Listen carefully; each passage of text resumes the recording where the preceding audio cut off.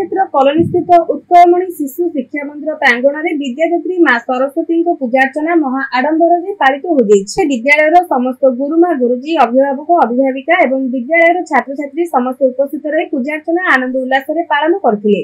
प्रातः 9 घटिका समय समस्त सदस्य आसी पहुंचते एवं पंडितों मंत्रध्वनि चारिआडे मुखरित हो उठिला। घंटा घंटा शंखध्वनि चारिआड प्रकंपित हो उठिला। शिशुंकर आनंद उल्लास स्थानटी बहुत आनंदमय थिला। परे परे पंडितों होमनिया नड़िया पूर्णाहुति बहुत आनंद आनी शिशु मैंने मां सरस्वती को पुष्पांजलि अर्पण कर नारिकेल भंग करथिले। केतेक कुनी शिशु प्रथम शिक्षा निमंते खड़ी सिलेटर स्पर्श करथिले। परे शिशु माननकु प्रसाद बंटन करा जायतिला।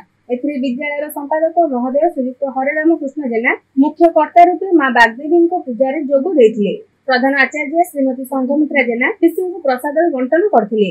ऋतिका गुरुमा एवं सुचित्रा गुरुमा शिशुंकर श्रृंखला दायित्व बहन करी अत्यंत शांति श्रृंखला सहित कार्यटी तुलाइथिले। शेष में शिशु माने आनंद उल्लास गृह प्रत्यावर्तन करथिले।